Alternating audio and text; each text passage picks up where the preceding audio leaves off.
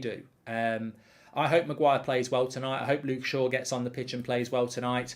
And, much the same as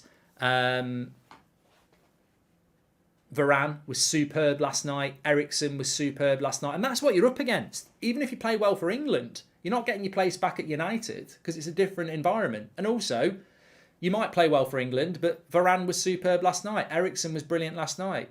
McTominay was good the night before. So everybody's performing well, which can only be a positive. I personally want competition for places. That's what I want.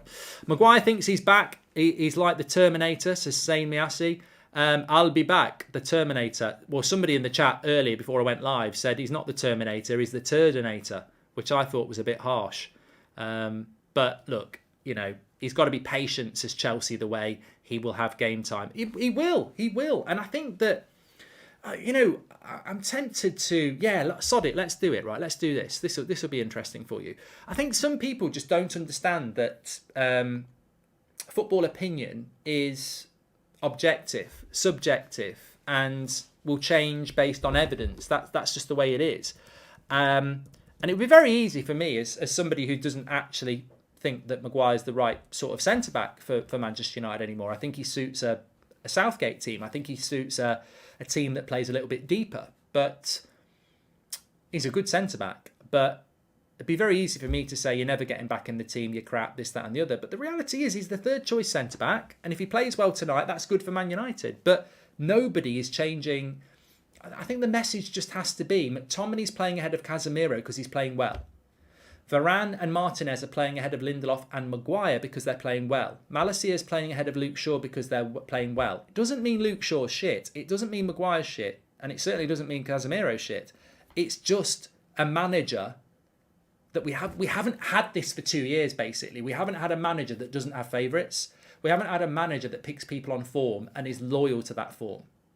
If we were managed by Solskjaer, Casemiro would be in for McTominay, I believe. Even though Solskjaer loved McTominay, he would get Casemiro in that team because he's world class.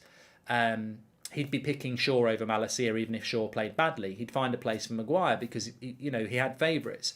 We've now got a manager that will start the season with Shaw and Maguire, and after 2 games when we play badly, we'll give other people a chance, and if they do well, you play. It's as simple as that.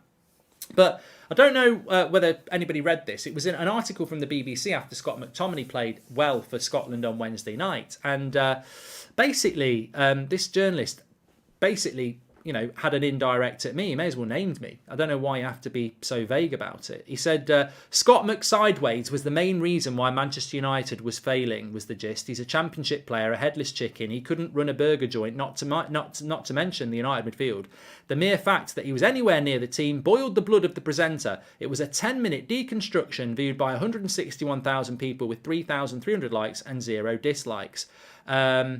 There are a number of examples of people blaming McTominay, but the fans' YouTube channel with 1.4 million subscribers is not a bad place to start after the losses to Brighton and Brentford.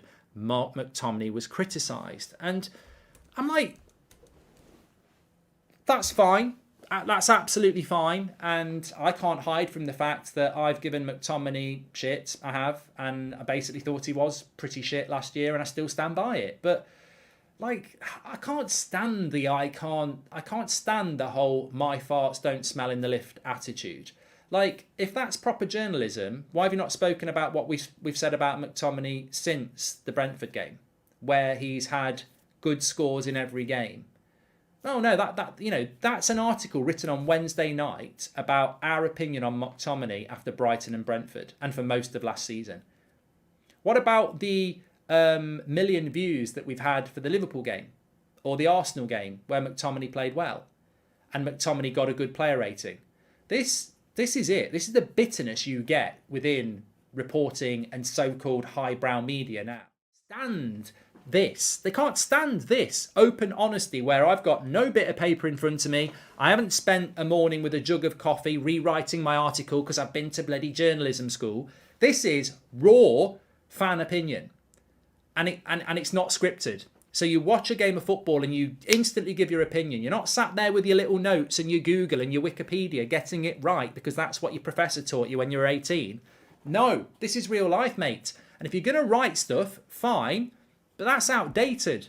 That's after the Brentford game. The last month, I and many people who didn't think McTominay was good enough has given him the credit he deserves. Because you know what? That's what supporting a football club's all about. If you see people in a shirt that don't deserve to be in it, you will get fans at the ground singing, "You're not fit to wear the shirt." Because they've got every bloody right to sing that when people are being paid good money to put on a shirt that means something and wipe their arse on it, which is what they did last year.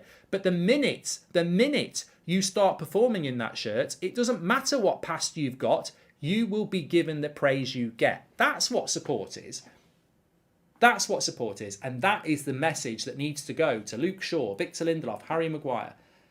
You are not finished at this football club.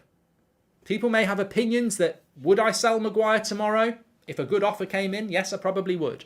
But if he gets back in that team and starts performing, he will get the praise he deserves. That's what it's all about. Simple. Mark, did you see the rumours Grealish could be leaving in January? Arsenal could be in for him, says Zayn Miasi. I don't think Grealish will be leaving. I agree, Mark, says Reese. Why are people talking about this? We are winning. That's all that matters. As long as the players are playing well, who cares? Exactly, Reese. We just need this team. I want Luke Shaw to play well tonight. I want Maguire to play well tonight. I want Ronaldo to play well for Portugal tomorrow night. I want Casemiro and Martinez and Anthony to play well on international duty because we're ticking them off at the moment. McTominay was good Wednesday night for Scotland. Eriksen, Varane, brilliant last night. We want to keep ticking this off. We want our players to play well. And we've got a very, very difficult October coming up. And if we've got 20 players that are playing well, this is all we need. The team's playing well. I really just don't sense a lot of negativity towards any player at the moment. I think what United fans want to see is players getting their head down, working hard, and, you know, none of this bloody bullshit leaks or gobbiness in interviews or, you know, angling for moves. We want to see a camaraderie. We want to see a togetherness, and hopefully we will see that.